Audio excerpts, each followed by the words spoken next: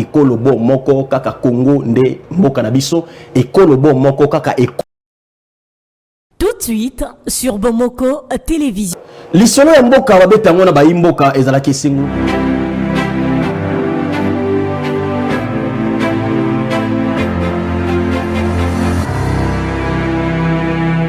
Il est temps que la vérité l'emporte sur le mensonge systémique que les médiocres dégagent.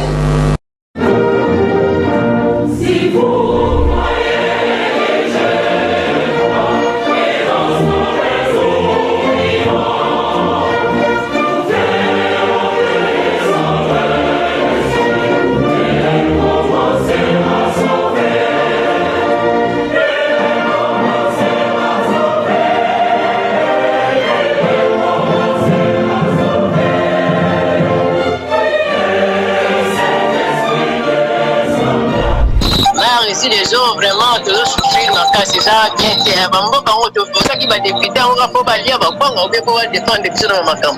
Bon, problème il y a courant et dans la catène en boca, tu sali un mois, pour y a kaka kabutu, et que dans la catène, tu sais la catène, mais bazo, mais la mission facture.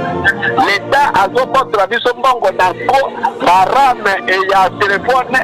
Ah, la bengi bino kapona yeso bino ke biso disensu awa direct ko bukana. Zela ya beta ya moke. L'État tena ko bukana ba siki ba mbule bandi. Le moyen tena ko le pesate.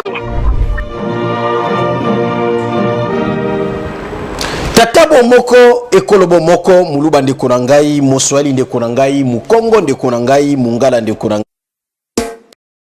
ngai motetela ndeko na ngai muyansi ndeko na ngai bikolo biso ya Kongo nde esali ekolo moko to bengi bakongomani bakolo Kongo bakolo mboka kongomani apesi bino mbote molobeli ya peuple molobeli ya ekolo Kongo motoyo azalaka très jaloux ya mboka na ye ezali biso ba oyo yango tondima na biso ete butu nyonso ba mususu bazali na bandako bali na kimia biso ali en direct pour ko défendre mboka na biso kolobela toujours l'intérêt général intérêt commun pour na bénéfice ya baimboka nyonso bande konanga itoza en direct déjà il y a pour une télévision Bomoko télévision pour na ko défendre mboka na biso na pesi bino mbote bisika bozali tatabo moko ekolobo moko mulu bande konangai mosweli de konangai mukongo de konangai motetela de konangai bikolo biso ya Kongo nde sangisi biso banso poto biangama bakongomani ya solo solo bomoko na ekolo unité nationale cohésion nationale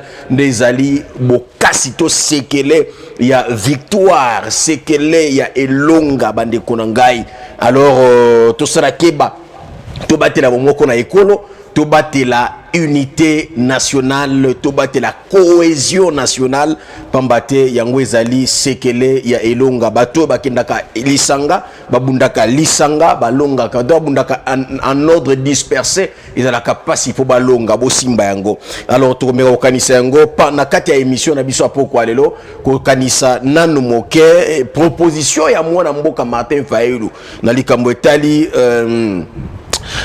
etali cohésion nationale ko fanda ne shika moko ko kanisa na nzela ya dialogue pona ko koisa biso na bomoko na ekolo pona ko tombola nkita ya mboka na biso to lobela ngolelo pe to kozoba appel alors bo pesa ngai ka quelques minutes na yeba bongo ko landisa ko diffuser ba élément pe ko zoa ba réaction ya ba obazana biso o bazana biso déjà en direct o bazana biso déjà connecté o baza connecté nangai awa na pesi nombote bisika bozali alors bande kurangai na liaki liboso Nathalie Sabino que opération coup de poing ezali ko continuer na le vice gouverneur di Yeli Molangi di appelé papa social ye azali bongo kokoba na terrain mikolo misoyo azali na terrain pona likambo etali assainissement ya ville ya Kinshasa likambo etali ba curage ya ba caniveau likambo etali éradication ya insalubrité na ville ya Kinshasa na yango bokolanda bongo o ezalaki descente na ye mokolo ya lobby mercredi na Wileri na commune ya Kinshasa na ngambo ya commune ya Kinshasa ndazalaki pour na likambo etali courage ya ba caniveau pe kopesa déjà mise en garde na bandeko batonga côté ya rail na avenir ya l'état bango batonga bakanga avenir bakanga nzela akitaki wana lokola mokambi autorité urbaine ya mibale azali bongo adjoint ya kitaki wana pona ko talisa bokasi ya mibeko ezali sekele ya victoire ya mboka na biso bandeko rangai aloboko landa papa social edi iyeli molangi le vice gouverneur lolenge azali kotoka kobunda kobeta loseba po ete Kinshasa ezonga peto totongi mingi to dénoncer pe mingi ntangu melunga l'heure est arrivée po ete tobika mbongwana ya ville ya Kinshasa to vivre réellement kin bopeto to kin soin. Alors Bokolanda élément oyo Merveille Katumba a proposé bino bo découvrir déroulement. On a résumé le lenge yango et les kaki vraiment na kimia pe Bokolanda mesure de grâce au vice-gouverneur a accordé na bandeko wana obatongaki na nzela po ete bazo ba disposition ya kolongwa wana bazali ba responsable liko tangisa bana il ne voulait pas ko bimisa bango na mbalakata alaki bango 3 jours pe atosai 3 jours aye wana alors basenga ki baleli tata limio betobengo papa social pardon accordé biso ata 3 mois yekuta accordaki 2 mois de bameki mpe ko supplier na intervention lisusu ya élu ya commune ya Kinshasa oyo ayaki pe ko sengela bango et vice gouverneur a accordé ki bango bongo tango ba zoa ba disposition pendant 3 mois bolanda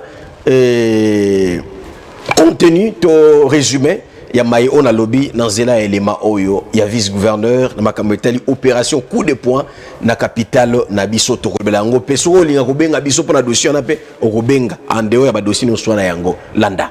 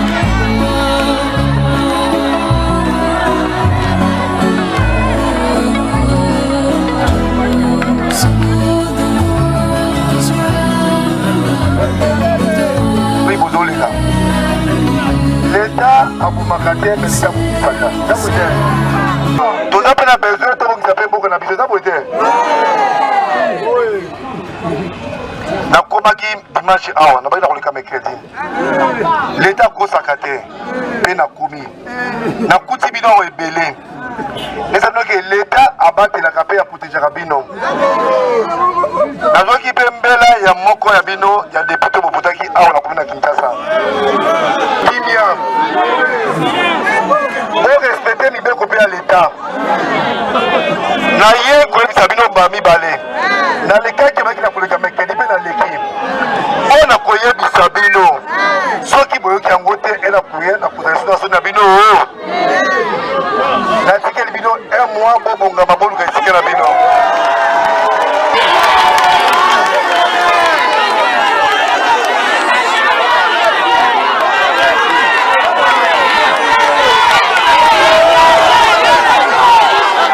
tokana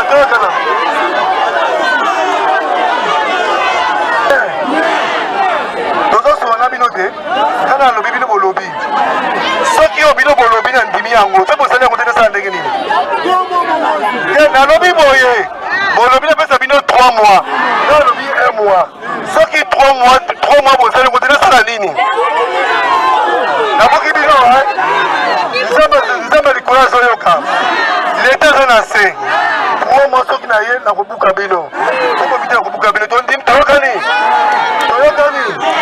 Merci beaucoup.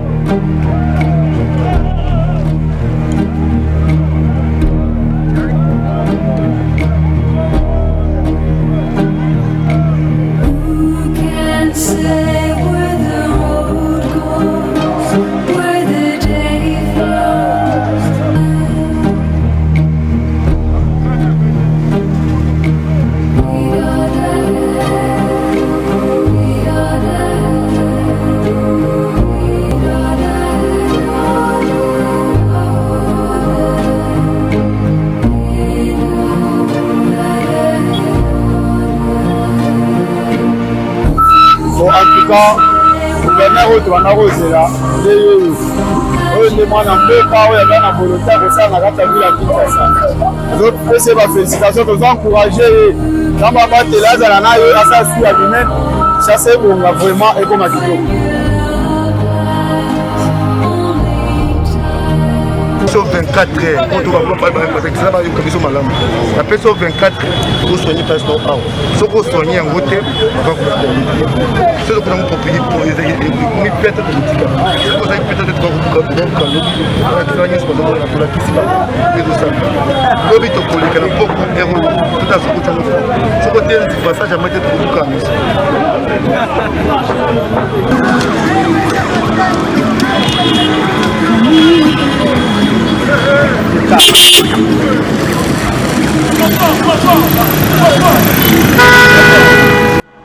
Très bien. Alors, oyo bolandi wana bande kurangai ezali misala o ezotalisa ya solo Kinshasa ezobonga. Ngai nazolike yango moto musuba tunanga mais qu'est-ce qui te fait croire Congomani parce que tu es Yom Tozala qui a dénoncé à Ozolemba au Lobeli Kisasa Nenge Koufi tout ça. Mais qu'est-ce qui t'a poussé à Kolobake Kisasa et sur les zones d'Imisayo?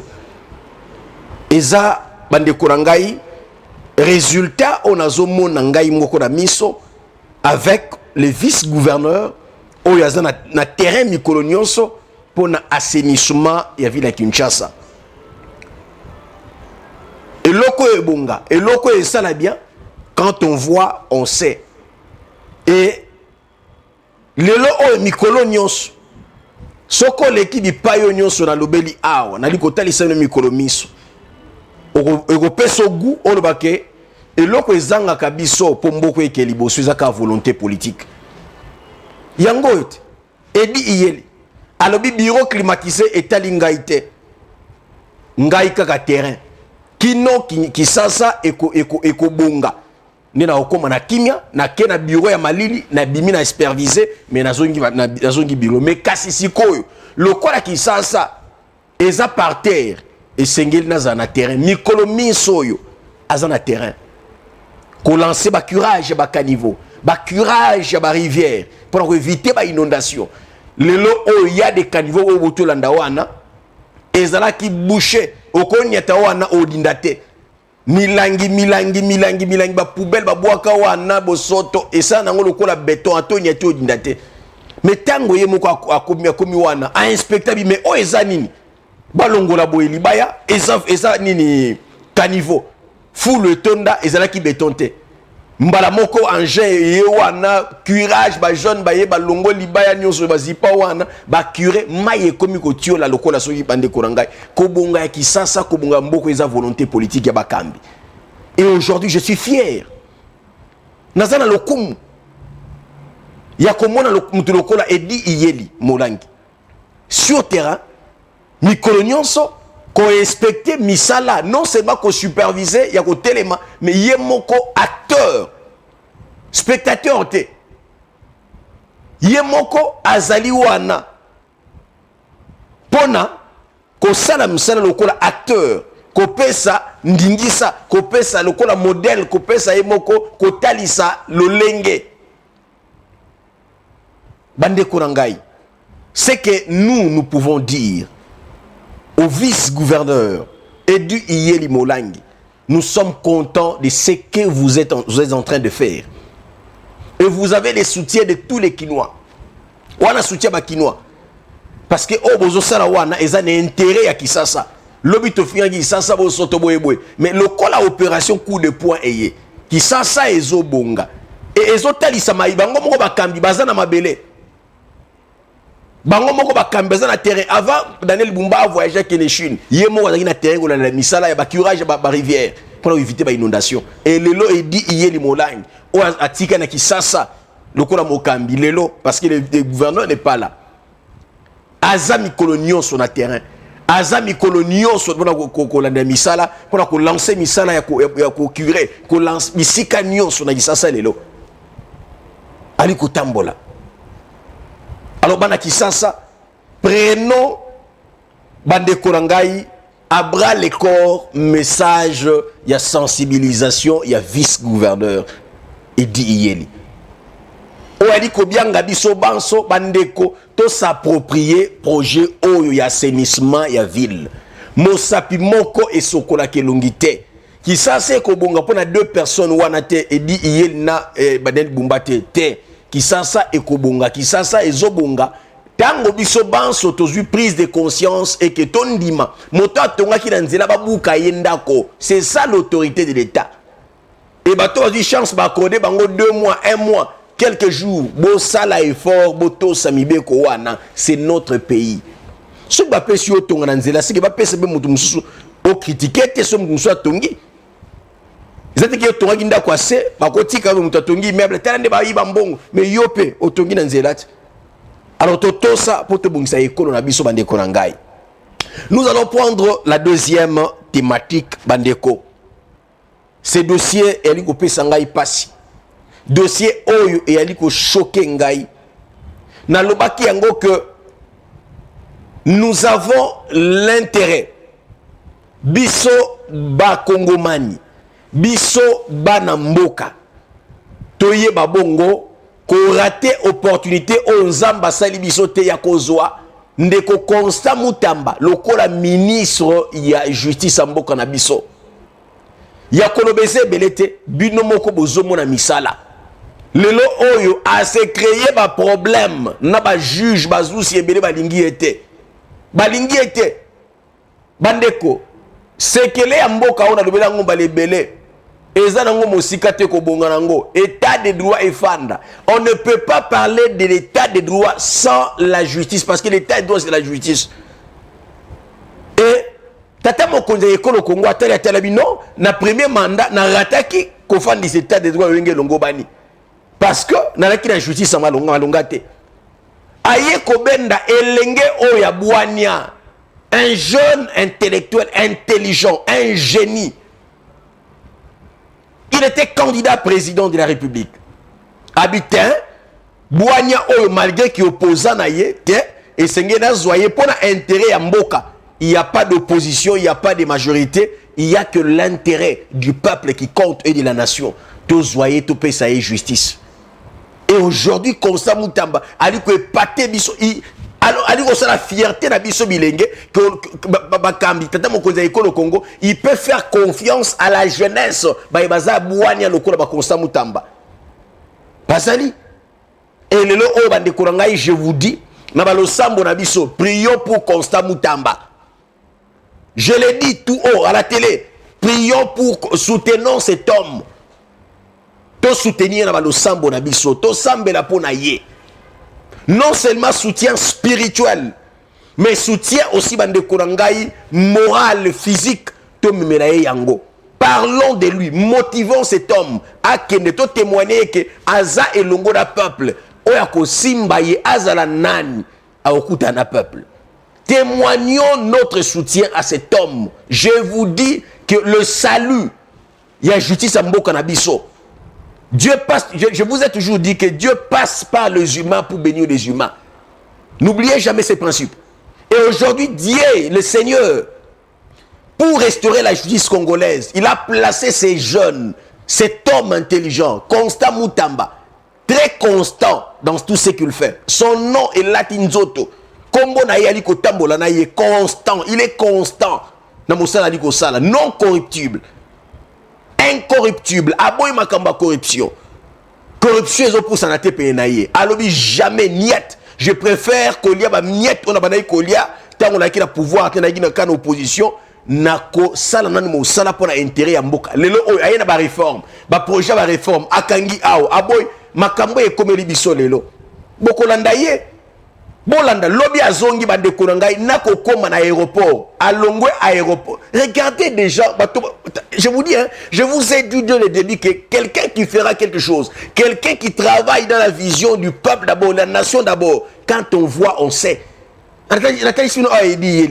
Na zotali sabino suko Constant Mutamba na lobaka la bino au début yelo yango tata oyo. Ah non non non bandeko, prions pour Constant Mutamba akiti na aéroport lobby yanjili à Longweb aéroport, à Kominda Kouté, Moutaouti voyage. Aoutaki voyage. tourner na yeka la kametali justice ko kende ko landela ko inspecter na ba province na ba faire fond azongi bandeko kolongwa aéroport cortège na ye kino na prison makala. Ah non non non, il y a des gens bandeko nango balingi mboka o pe Congo e kobonga. Je crois que Congo e kobonga. Je vous dis que Congo e kobonga. Bolanda binomoko réaction na ye moi interview na ye une minute ozwa ki o na lombango boko yoka maye alobi par rapport il y a likambo etali évasion et rataki na prison makala bolanda au ministre de la justice alobi si ma kozonga na ye na mboka zonga ki lobi kaka tanga komi na boloko alobi yango de vive voix alobi yango tout le monde ayoki yango et ba mesure azui bopika mais to soutenir ye peut makambo eketi na suka to landelema si matorozonga rire et croyez-moi, je règle cette affaire ici en 2 semaines maximum. J'ai alerté, tous se sont constitués contre moi. Voilà les résultats.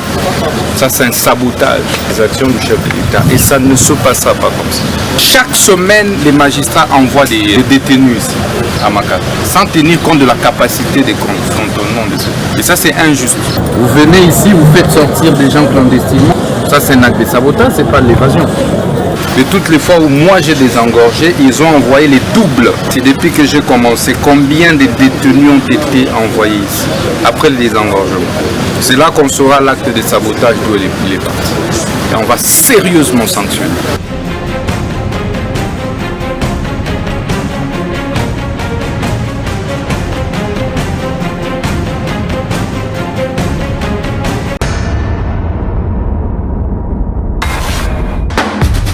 Je viens d'atterrir et croyez-moi, je règle cette affaire ici en 2 semaines maximum. J'ai alerté, tous se sont constitués contre moi. Voilà les résultats. Ça c'est un sabotage des actions du chef de l'État et ça ne se passera pas comme ça. Chaque semaine, les magistrats envoient des détenus ici à Makala, sans tenir compte de la capacité des cantonnements de ceux. Et ça c'est injuste. Vous venez ici, vous faites sortir des gens clandestinement. Ça c'est un acte de sabotage, c'est pas de l'évasion. De toutes les fois où moi j'ai désengorgé, ils ont envoyé les doubles. C'est depuis que j'ai commencé, combien de détenus ont été envoyés ici, après le désengorgement. C'est là qu'on saura l'acte de sabotage d'où il est parti. Et on va sérieusement sanctionner.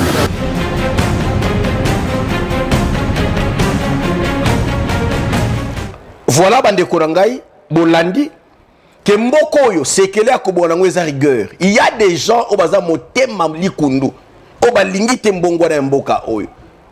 Je vous ai toujours dit, c'est bien. Il y a un critique au Congo parce que c'est lui qui a la décision. Oui, c'est très bien. Mais nous devons aussi nous adresser à Batomote Mali Kundu au Bali Mbongo à Congo. On vous a nommé, vous êtes magistrat, vous êtes ministre. Papa, c'est que Konsa Moutamba fait, je vous dis, démontre que vous avez Moutema Mabé. Que Mboka na biso za bloqué à cause d'un incompétent, ba ministre incompétent, ba magistrat incompétent, ba DG, ba PCA incompétent. Vous n'aidez pas le chef de l'État. Bolingi Fachite, Bolingi était, Moto Alingi Fachite, il n'a pas besoin de le dire. Qu'il y a des gens ba moté ma baie. Pour ça, le meilleur, le contre, balia ba kenegolais, sa famille ba tonga ba bandaku et non. Moto a payé une chance comme un ministre, le Congo a payé confiance, un chef de l'État qui vous fait confiance. Pendant que nous avons plusieurs personnes compétentes, en Mboko, a payé confiance en nommé au DG ministre, au lieu au Sana bien, il y a une déclaration de la télévision, je soutiens les chefs de l'État. Constant Moutamba ne le fait pas, oh je soutiens les chefs de l'État, non, il prouve qu'il soutient réellement Fachi. L'état de droit, c'est ce que Moutamba fait. C'est ça l'état de droit. Dans un état de droit, nul n'est au-dessus de la loi. Dans un état de droit, vous êtes magistrat. Être magistrat ne veut pas dire que vous êtes au-delà aussi de la loi, non. Vous êtes même l'exemple ou des personnes exemplaires. Et il est temps que la vérité l'emporte. Il est temps que la justice fasse son travail. Il est temps que l'autorité de l'État revienne dans cette nation. Soutenons tous Moutamba. Regardez l'homme qui est derrière et dans la vision de Fachi. C'est Moutamba. Bandeko. Il ne regarde pas son âge devant Mpakawana. Il ne regarde pas sa taille. Mais il regarde la nation congolaise. Il regarde la charge qu'il a. likona mapeka na ye pona mboka oyo. Et je dis à monsieur le ministre d'État, ministre de la Justice, vous avez Dieu. Toute autorité vient de Dieu. Et l'autorité que vous avez vient de l'Éternel. Il y a un Dieu au ciel et qui va vous sécuriser. Poison, selon enquête seulement qu'il y a police judiciaire, police scientifique, pardon, va démontrer yango et que Azalaki tenté na mesa na ye, ba tiaki ba poussière partout, il y a ba ventilateur, il y a ba split partout pour empoisonner beaucoup kokate. Il y a un Dieu, c'est la même façon, de la même manière que Dieu vous a démasqué, a déjoué plein wana pour révéler yango. Boye ba que tout ce que vous ferez et que zonge la pino. Oya ko mekana mutamba, a kuta na nzamba. Kaka na déclaré yango, tout le monde, tout Congolais qui me suit, c'est ça notre prière. Oya ko simba constant mutamba, a kuta na nzamba lola. Okuta na okufa na chambre sans que muta simba yo. Tous ceux-là qui se lèvent, on a contre Moutamba, à cause balingi qui va réformer ça l'élément. Le film Nzambe et ko beta yo, Nzamba la wana et ko tikala, au kota cercueil au keto kundio, au poli. À cause ya ko défier toute une nation, yo mutumoko bino ba individu moko boye, vous voulez défier une nation, batomote mali kundu ekolekate. Est-ce que vous avez compris quelque chose dans le message du ministre et la justice? Est-ce que je vous dis, c'est tellement profond. Une interview d'une minute, mais très profond, de moins d'une minute même. Très profond. Cet homme mérite soutien. Cet homme mérite notre accompagnement, mes très chers compatriotes. Na osongela yango mais avec Katumba bandeko bazui biso na nzela boyo kamaloba oyo bimina monoko ministre de la justice bo comprendre que loko esalema ki na makala ezalaki planifié ezalaki loko moko préparé pour saboter vision mokonza mboka bolanda yango lolenge constat mutambali ko démontrer yango ay bambala mingi ye a travailler pour désengorger makambo etali prison centrale à makala aboyi ba tondi sabatukuna. Après, il y a un lobby, les magistrats,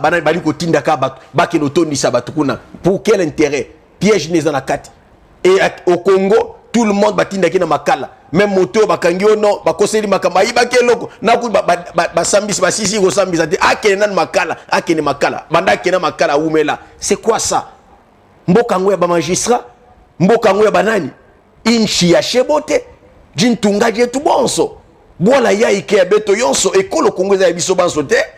Alors ni nyango mboko za biso bolanda bande konanga ibo comprendre qu'il y a quelque chose banguna ya Congo balingi mboka oite ke liboso ndi bazo combattre Constant Mutamba bolanda réaction na ye akiti aéroport a utaki ko sa tourner na mboka na biso kaka mais na ba province azonga ozonga na ye kolongo aéroport anjili ti na makala pour mettre bango en garde qu'il est au courant de tout et bakozo ba sanction makambo ezoya bolanda élément si matokozonga.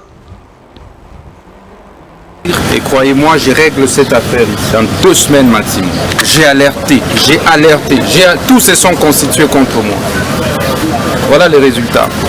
Ça, c'est un sabotage des actions du chef de l'État. Et ça ne se passera pas comme ça. Chaque semaine, les magistrats envoient des détenus ici, à Makala, sans tenir compte de la capacité des cantonnements de ceux.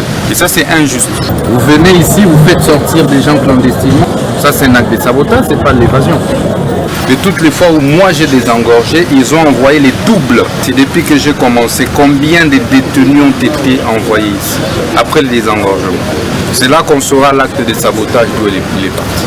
Et on va sérieusement sanctionner.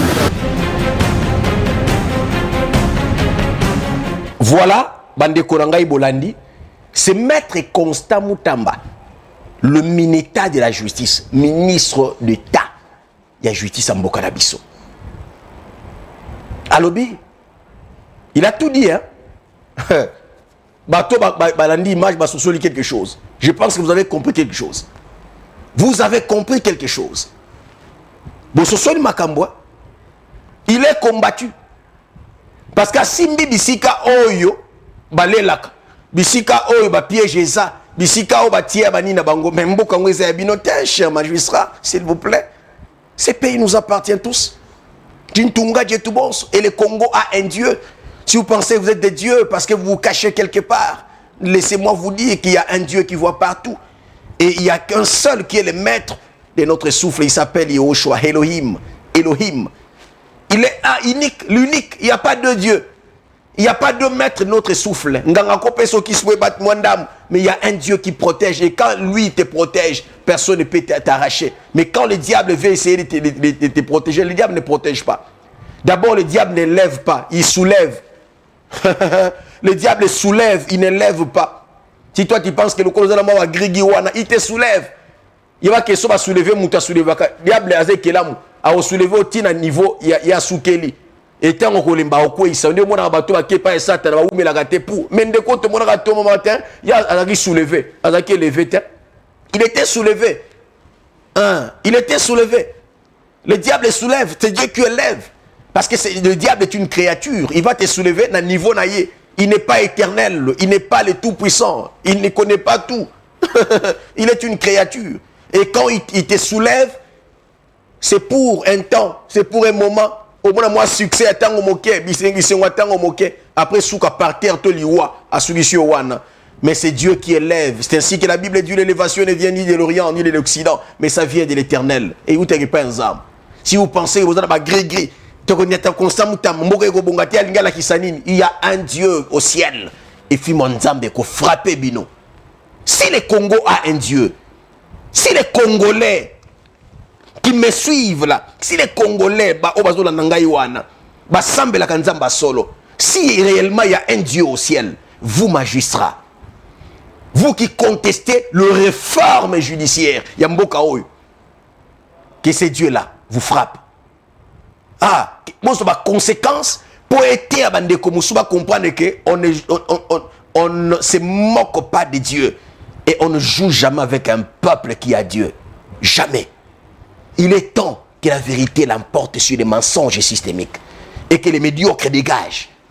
Papa Mosengo l'a dit. À Lobango, le cardinal Mosengo, Passignan. Il est temps que la vérité l'emporte. Et c'est le temps que la vérité l'emporte sur les mensonges systémiques et que le médiocre dégage. Ils ont compris que les secrets, il y a Kobongo Namboka Oy, il y a Kotelemisa Mboka Oy, ils ont fait sa justice. Eh bien, Soika Totikeli Mouan et Lenge Oy. Nous avons le coup de David, nous avons pas connu ma foute. Bande Kwesili, système va changer. Un système va changer. Boye, système va changer. Système va changer. Il y aura une justice qui va guider cette nation. Il y aura une justice digne de ces noms qui va diriger, conduire ces pays. Il est temps. Il est temps. Alors, bande Korangai, on est à la dénonciation d'Angala Lekina Talisabino, Peko Bengabino, sans relâche, doit porter soutien à Maître Constant Moutamba. Cet homme mérite notre accompagnement. Cet homme a aussi besoin, non seulement comme il a l'approbation divine, il a aussi besoin de notre accompagnement. Même Christ, sur la terre, qui était 100% homme, 100% Dieu, avait besoin des humains pour assurer la mission. Et Constant Moutamba a aussi besoin, malgré la main du Seigneur qui est sur lui, il a aussi besoin des humains, que nous sommes des Congolais, toi accompagner, toi soutenir. La réforme à toi adhérer dans ma camarade pour la mboka. On va contester Ango, on va marcher. Même nous journalistes, même tous la politique, tu vas marcher pour le Congo. Je suis patriote, tu vas marcher. Je vais marcher. Cet homme a le soutien du chef de l'État. Constant Moutamba a le soutien du chef de l'État. Et il doit avoir le soutien du peuple, des souverains primaires, le peuple. On appelle ça Bokondia Solo. En dehors de après l'approbation divine. Bande Kourangai, n'habitez pas avec Atumaso, Abonxi discours à Martin Fayoulou. Na ekile oto osuki sande wana pona kozwa juste ba réaction ya bandeko yo baza déjà préparé pona ko intervenir na pourquoi il y a les loges. Je vous salue mon ingénieur Elingoy depuis la commune de Bumbu Kongomani apesio mbote ingénieur Elingoy mbote na yo Kongomani alingio mingi pe apesio mbote. Alors bandeko nangai toali kokoba sans relâche. Les Cambotali ko lobela mboka na biso. 089 50 84 103. Martin Fayulu propose le dialogue, non pour le partage du pouvoir, mais pour l'unité et la cohésion nationale. Moimboka, Martin Fayulu Madidi, Boebiete Azongaki, Uta Sameokole Poso Molekiawa, Asalaki mitingi na ye, na commune Njili, Bipai wapi a Sololaki na Bana Kisasa, Obazalaki kuna présent, Bakenayi kozwaye na aéroport international Njili, Batambolaki na ye, kino na esika meeting ezalaki na commune Njili, Bipai wapi ayaki ko lancer message ya kimia pona ye tango ekoki eza na intérêt ya banguna komona bango ba opposant tango nyoso ka okritikaka bane ezoleka solution ezate. Et pour lui il est grand temps que taya ba critique sila mais ko fanda nesika moko na mesa moko bango ba leader ya opposition bakambia pouvoir tamoko ja ekolo Congo pe bandeko ya société civile entre autres ba prêtre pe banganga nzambe babengisa bango ba yi politique ba fanda na mesa bakanisa ensemble nini esengeli kosala pona kosisa makambo etali guerre na partie est mboka na biso pe ko tchakimia na bakwa mutu bisika oyo mobondo bali ko continuer ko massacrer ko sala ba désordre. En dehors de ça, Kolomé Makametali, ko radiquer, ko telemela balkanisation ya mboka na biso. Et Martin Fayulu lobi tango wana ya ko swana, ya ba qualificatif, ya ko finga et si leki, o comité wa prise de conscience, to tombo la mboka na biso. Nyonso ba yi politique ba sala wana ya ko bunda, o te boete, o Tshisekedi za boete, tout ça ils ont profité na ba étranger, ils ont profité na ba to mususu. Mais au détriment, il y a peuple. Alors pour l'intérêt du peuple, qu'on fasse dans la mesa moko, non, pour la Rukanisake, et si des 5 ministères, mais ensemble, il dépeste, pour la bongote, mais qu'on pèse ba idée pour la makambo, ou les clés, yamboka nabiso, entre autres, la sécurité, yamboka, souveraineté mboka, oi.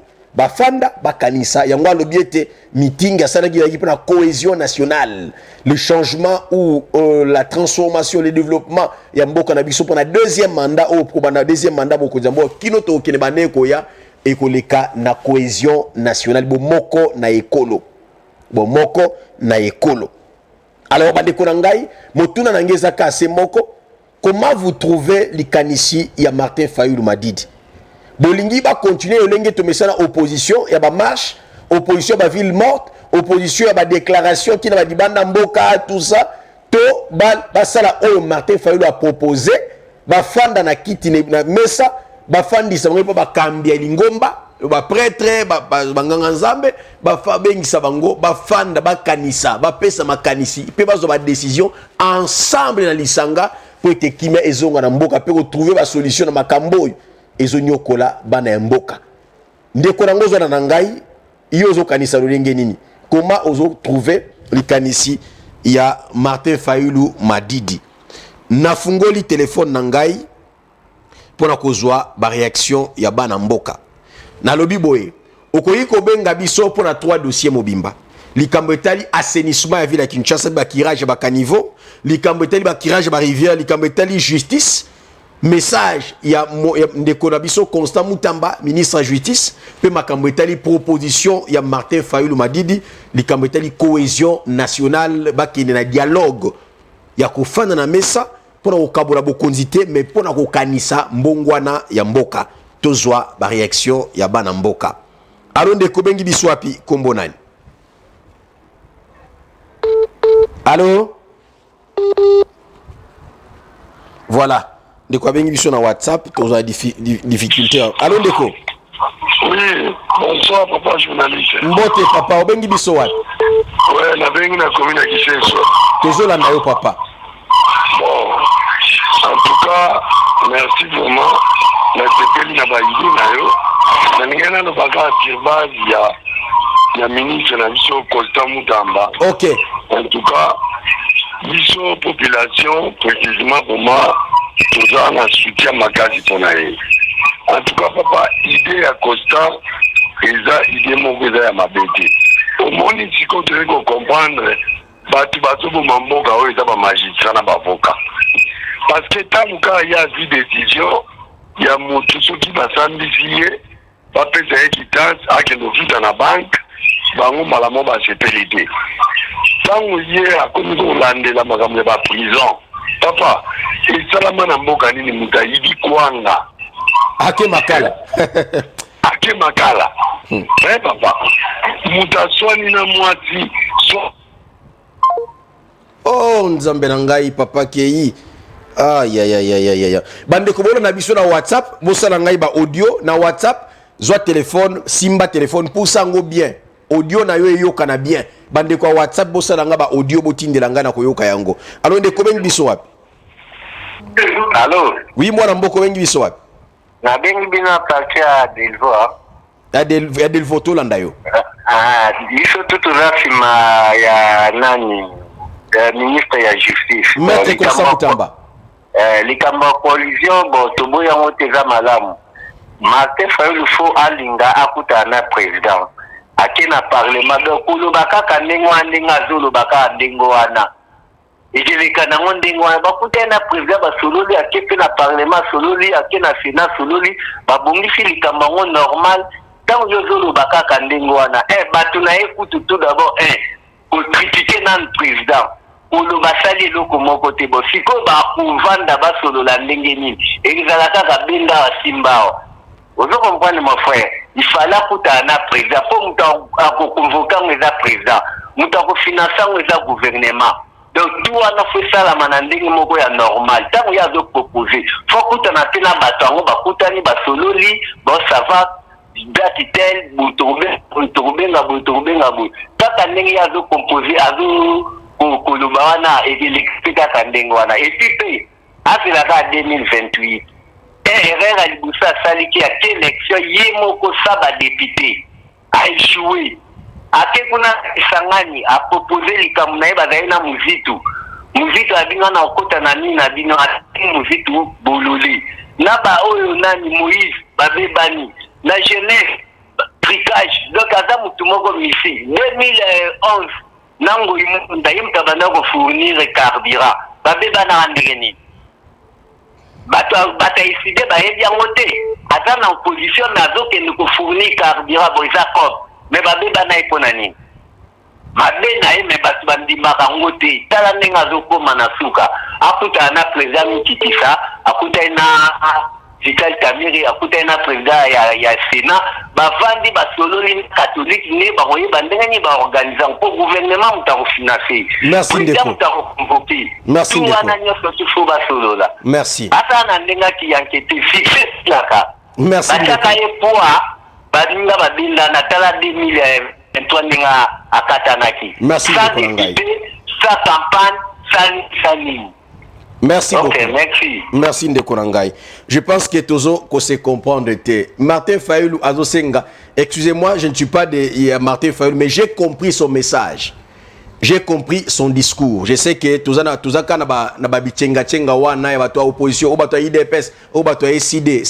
Cette histoire ne fait pas avancer ce pays. Bamboka lokola ya biso za bamboka kozana ba opposante baninte. Nous sommes par terre bandeko nangai. Si nous Congo est par terre. Bon, moi, exemple, la puissance de ma camouflage de la justice, Bamboka ni a sérieux au coup de bloc à bêtise.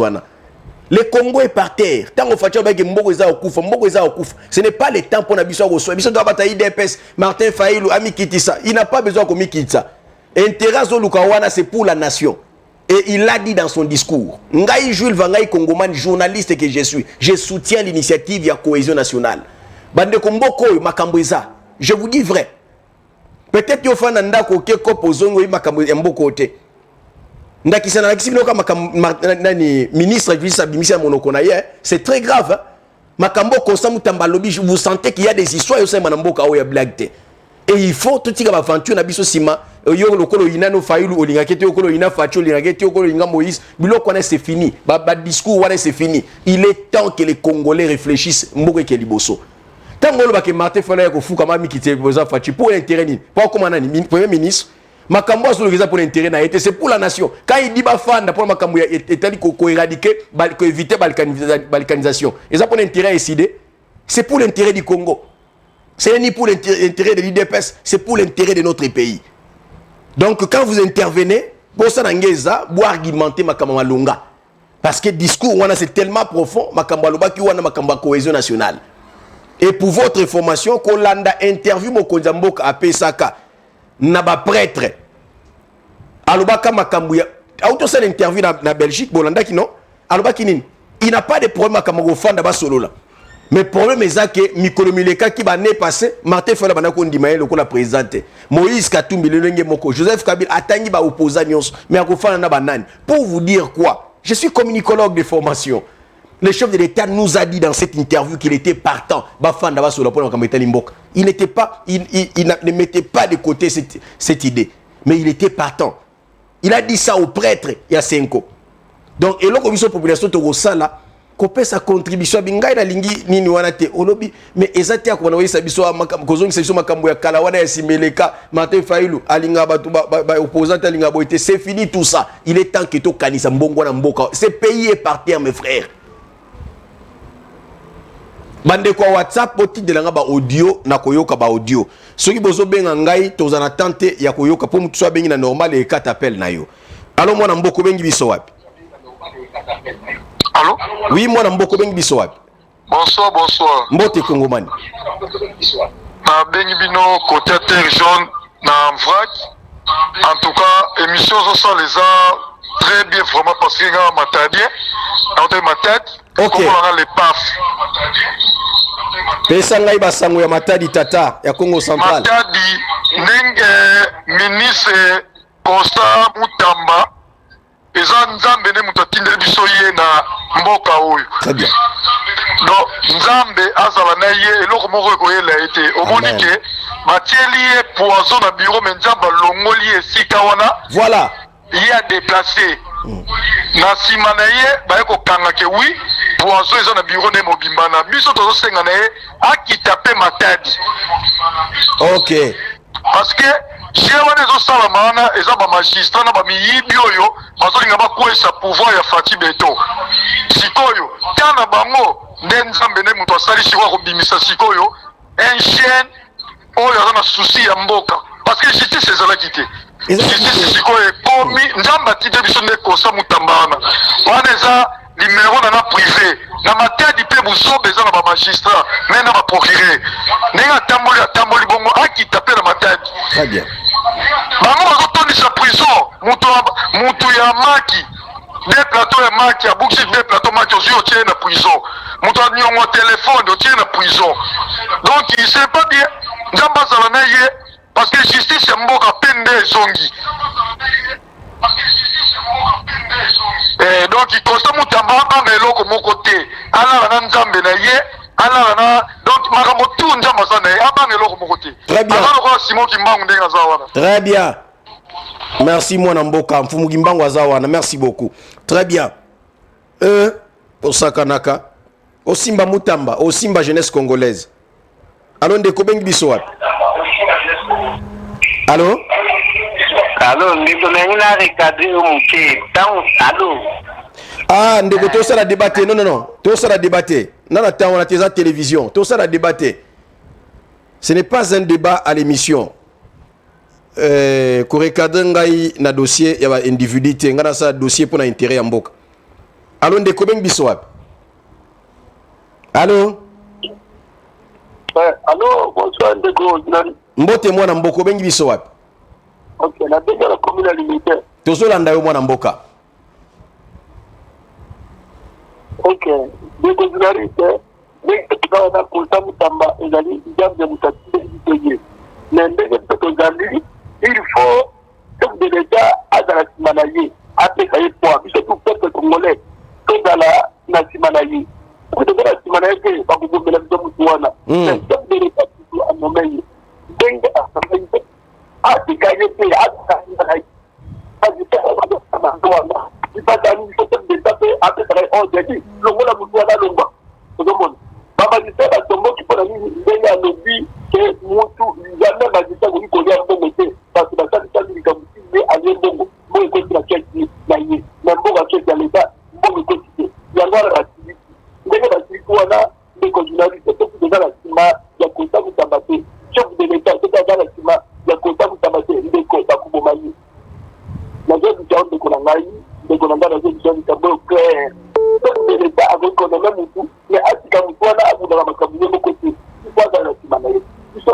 congolais to da na simana yi très bien même dans la terre oyo on va dans la Nzambe bayendi ya Nzambe oyo bayendi la Nzambe oyendi la Congo mais Congo bayendi la kawana ta boko masura eze tutoko ya teta tutoko ya nous tutoko ya ngoro bayendi la ko ta mutamba parce que les gens dans l'église la bango na ba bakende ko ta de la ko ta mutamba mboka na kitende bomba ko mboka ni bomba bali ba de yango batuwa bazomo na mate bakuboma ko ta mutamba de pas dans la simana yesu ba ministre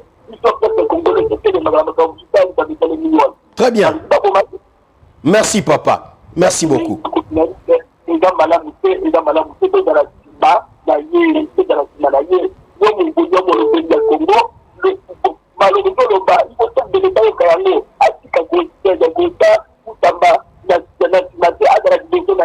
très bien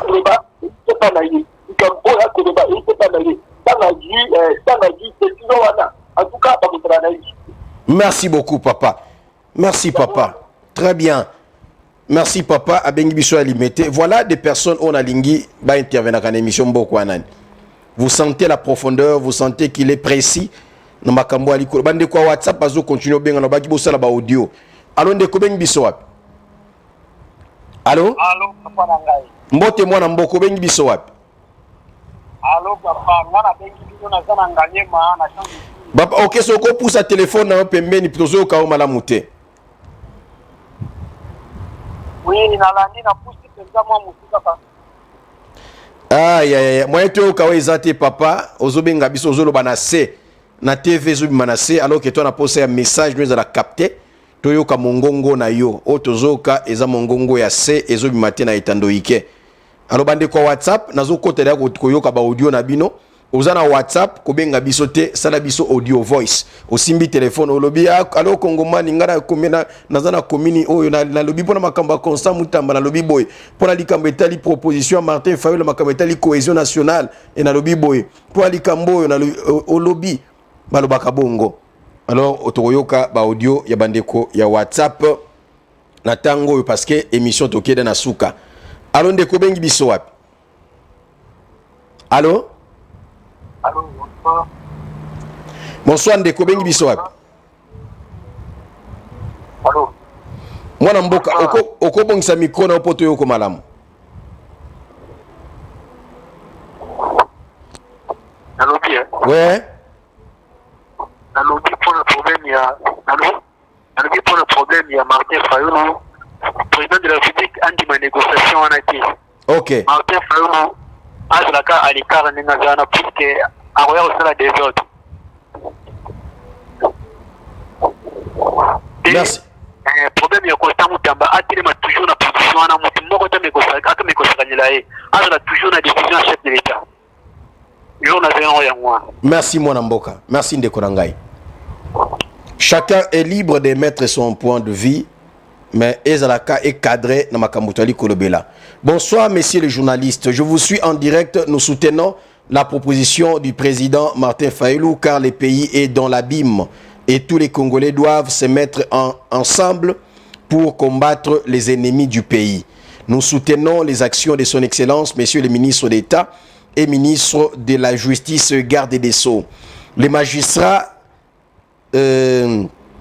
s'entr'accusent car c'est d'eux que ce pays ne marche pas. Hier, les ONGD, les droits de l'homme, se sont attaqués de l'inspection des finances. Jules Alinguetti, le magistrat mérite des châtiments sévères. Merci grand homme. Merci grand homme pour cette réaction. Merci pour ces messages tellement profonds et forts, précis et concis. Merci pour cette réaction très concise et précise. Très important et très intéressante votre réaction. Voilà ma réaction à Sepelagadangwe et Selangé Lengenabia. Depuis Babandaki Koyebisa Ye Aboyaki Ponanini. Congo Botika Bisoto Lembi vraiment Makambu Oyo merci. Je vous salue, c'est Alfred. Alfred Ozana Komininin. Alors ndeko bengi biso wapi? Allô? Saimba Teke. Ozolanda mwana mboka.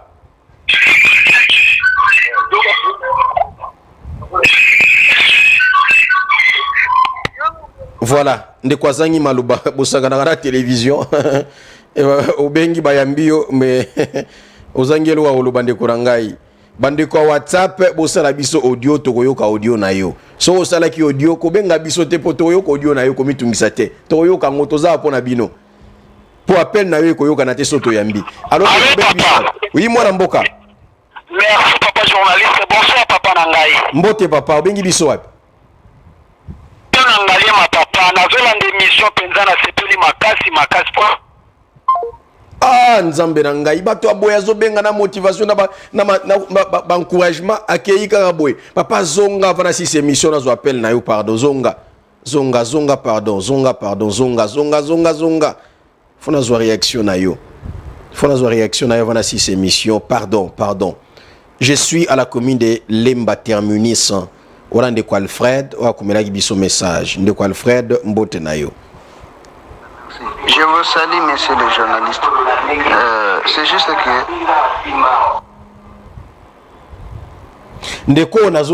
Ndeko azobenga biso na WhatsApp, ndeko na ngai. Est-ce que ozolanda biso émission eza volume eza na 7 ndenge ni matisa ta volume pour comprendre makamna zoloba.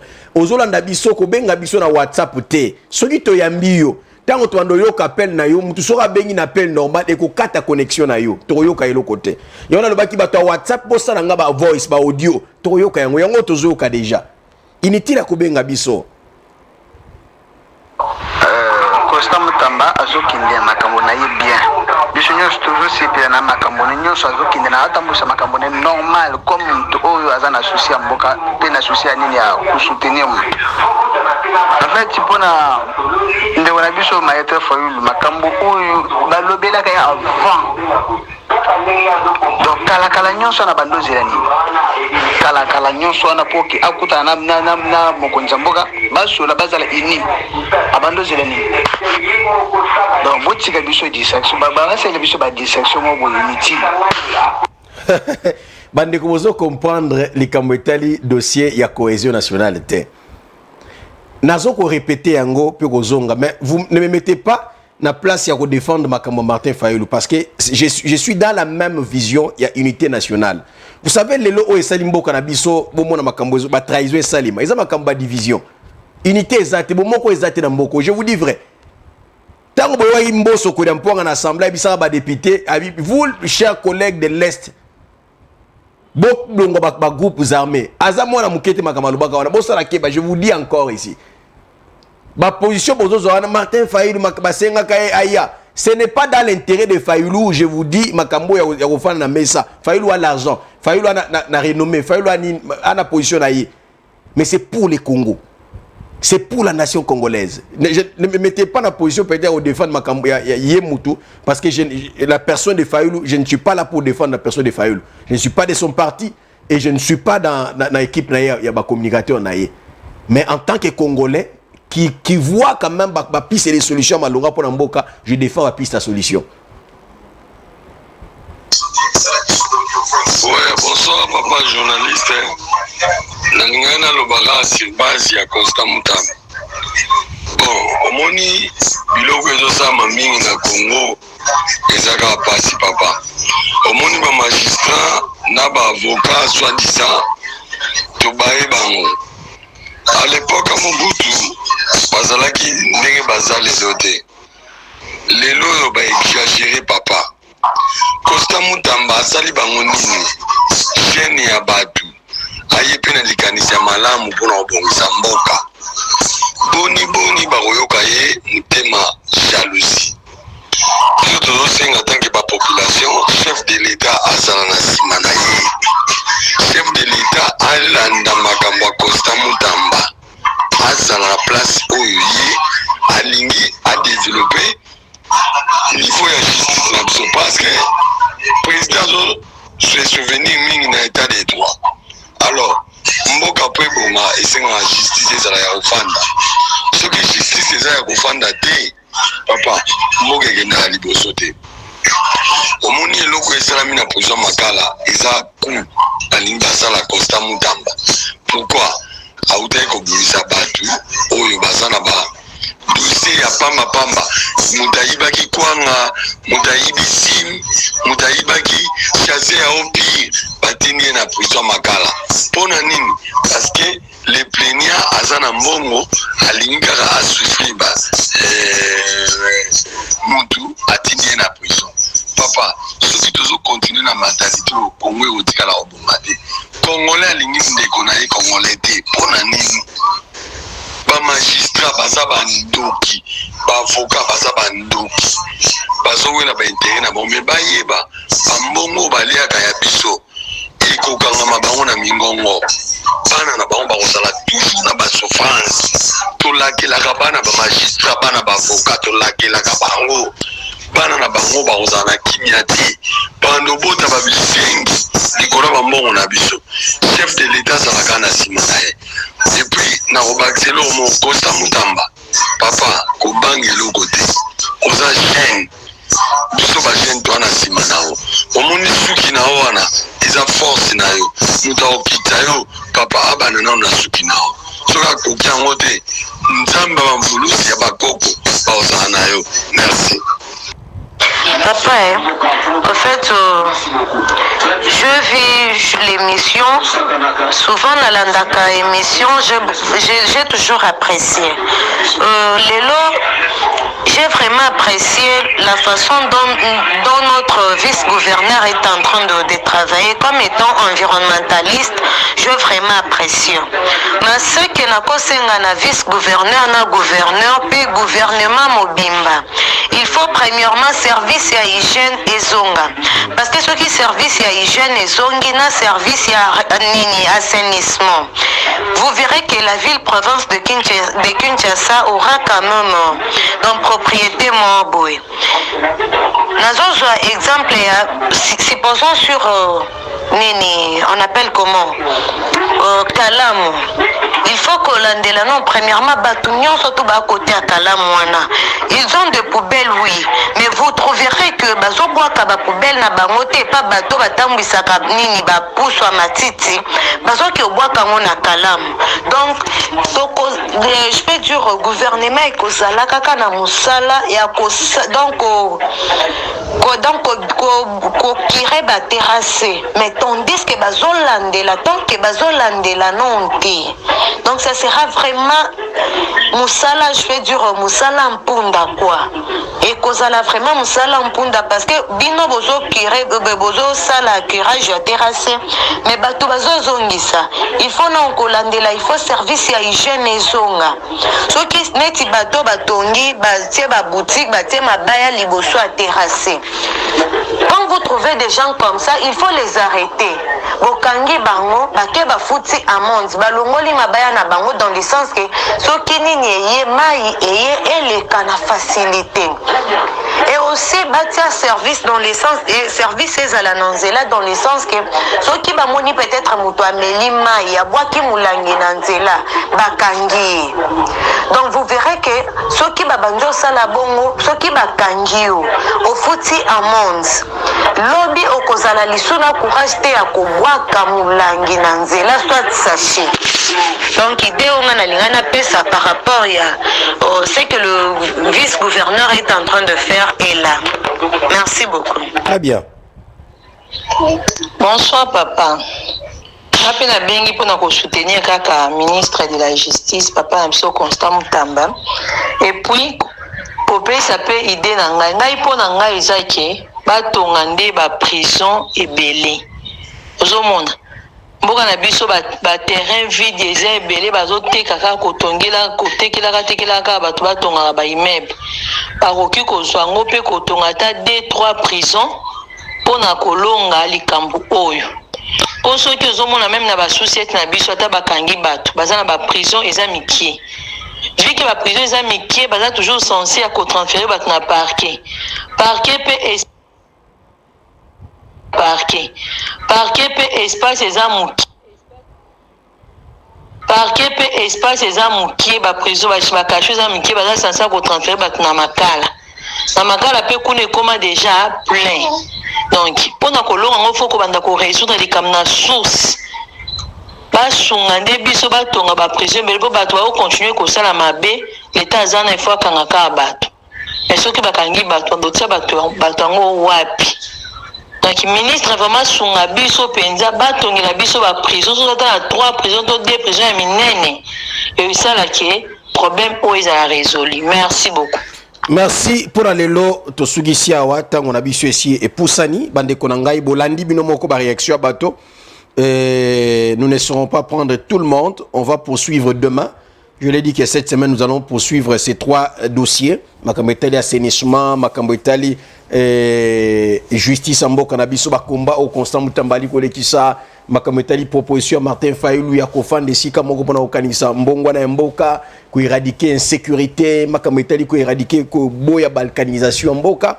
Tout ça, tout le yango lisusu lobby. Na 21h juste na Bomoko Media na Pourim Télévision na ba page na biso et on a dit ko senga bino mikolo nyonso aimer ba page na biso ceux qui aux 8 ans ou kota Facebook aux na Facebook kota sikoyo kende obeti Bomoko Media okomona page au s'abonner obeti Jules Vambemba okomona page na ngai compte na ngai au s'abonner au suivre ngai pour osala toujours na informer na makambo ezali koleka. Ce qui est mission, attaque courant exact au Roland émission na page na biso Bomoko sans problème, sans inquiétude. Alors to ici à pona lelo na lingaki na mekempe ko sukisa na ko interpellé, il y a quelque chose qui m'a tellement estomaqué que j'ai suivi na réseaux sociaux. Il y a un groupe, il y a Batouba Sangaraki pour na ko salir image, il y a premier vice-président, il y a Assemblée nationale, le professeur Isaac Jean-Claude Chilumbayi. Qu'est-ce qui serait à la base? Ba détracteur Oyo. Ba lobby, il faut pas salir image, il y a maman, madame Chilumbayi. Moi si il y a papa, Jean-Claude Chilumbayi, premier vice-président et Assemblée nationale. Na cause nini? Bande konangai. Kino lelo Oyo. Ba membre, il y a ba bureau définitif, il y a Assemblée. Ba suina, ba vandi sinan ba cabinet na bangote, ba membre à cabinet te. Kasi bande koyo. Et ça, bande kumoko bayaki na cabinet ya premier vice-président ya Sénat ya Assemblée nationale. Baye wana komi fandi ça et sika ba uti eye banite. Premier vice ayebi bangote. Et ça bande kumoko basi bayaki wana balongoli bango babi bino bo uti wapi. Atena ndako kwa mutu bayaka eye banaka ke oyo uti pa tata mwasi wa uti pa bino boye bayebi binote. Bandeko wana bake bapandi sango bake mobiliser batu moko boye ba recruter bango pour la kobebisa image ya cabinet ya premier vice-président ya Assemblée nationale et professeur Jean-Claude Chilumbayi. Alors nazi ko senga na bandeko retirez vos messages. Arrêtez ya kobebisa image ya ba autorité. Tango ko inde la bino comme ba autorité. Oye komi boye e boye te s'il vous plaît respectez les autorités compétentes surtout ba osala musala bien. Le professeur Isaac Jean-Claude Chilumbayi, c'est quelqu'un qui a, je vous dis, un rapport au Sobolandi Bogotanga, azan antécédent moi comme abete namboka oyo. Ce sont des hommes très respectueux. Topé ça bango respect. Bozo lukabo salir image ya moi si ya papa Chilumbayi, s'il vous plaît, arrêtez ça. Bande konangai. Bande kona bakeko intoxiqué bino, bauti wapi. C'est un cabinet politique. Mutune nango na cabinet na ya lingagacha mutu ayebi ete ayika lokote ache ezalakate. Ezalakate même yo so agina esika wana ngacha mutu yo so monyo cheye. C'est un cabinet politique, il y a un nombre où ils allaient déterminer. Et qui vous dit que pour essayer la communication, il y a premier vice-président et l'Assemblée nationale et Tambola, il faut pas la kuna. Arrêtez ça. Arrêtez ça. Madame Chilumbayi n'est pour rien à dossier wana. Ce n'est pas elle qui prend des décisions dans le cabinet, il y a premier vice-président et l'Assemblée nationale. Arrêtez ça. Botika ba bêtise bozo raconter wana. So ite yokango lisusu tango ko yinde la bino ezalate kongomani lebela biso kongomani boye kongomani azobenda bino matoi. Arrêtez ça. Bosala ngo d'intention ya kobebisa réputation à cabinet wana PCI la communication ya premier vice-président à l'Assemblée nationale. Arrêtez ça. Retirez vos messages et demandez pardon. Présentez vos excuses parce que vous avez cette image ya cabinet wana. Mama Chilumbayi aza pour rien. Il n'a jamais donné des injonctions. C'est la communication. Il n'a jamais fait ça. Botika ba bêtise wana. Botika ba bêtise wana. Respect na couple Chilumbayi et au premier vice-président avec à son épouse. Joyeux anniversaire du Leji Boadjimpe Mbutukuli Ambote na Chancelville Lambe. Avec Atumba à côté de la biso page rose na sonorisation Tosuki Sawana. Pour nous souhaiter joyeux, heureux, fructueux anniversaire na Chancelville Lambe. nkolo abomba pa batela yo Dileji Boajimpe.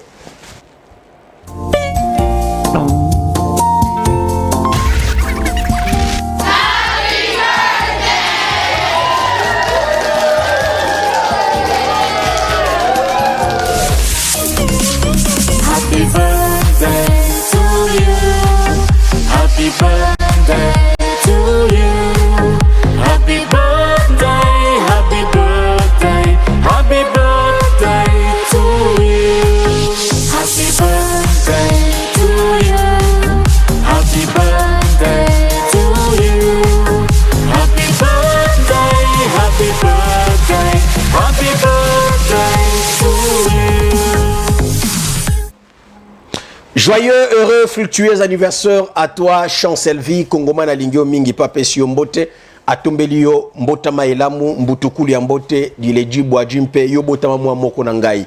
Ngana Botama le 17 septembre, alors Kongomana Tombelio, Mbotama Elamu, Ngana Botama le 17 septembre. Yona Lobaki Yango, anniversaire Nangeza, mardi Wezoya Kuna. Soko Monique Kongomani Père Kobo Melatama Yeutie Panayo. Joyeux anniversaire, souhaité, couper ses cadeaux. Même pour la Moussala Sala pour l'école au Congo, c'est à vous. C'est mon anniversaire le 17 septembre. Que Dieu bénisse le Congo, que Dieu nous garde et nous protège. Rendez-vous lobby à 21h juste avec le même plaisir. Merci au maestro, au maître de l'air maître, Merveille Katumba, les coachs de l'air coach. Merci à toi Merveille pour la Moussala Gitoko. Merci pour la réalisation. Merveille Katumba, les garçons sérieux, l'homme les plus doux. Les célibataires les plus doux. Les célibataires les plus doux.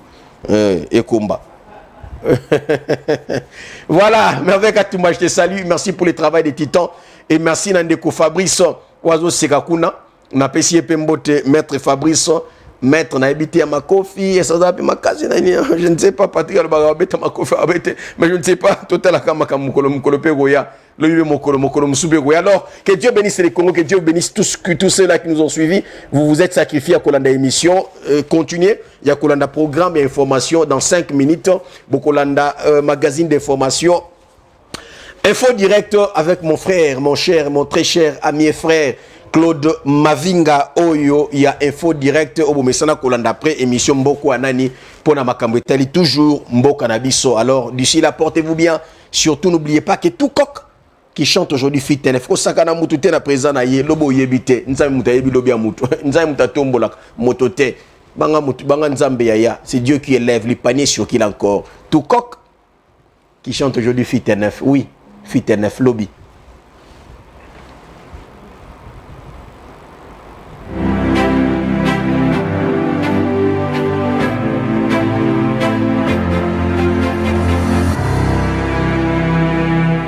Il est temps que la vérité l'emporte sur le mensonge systémique, que les médiocres dégagent.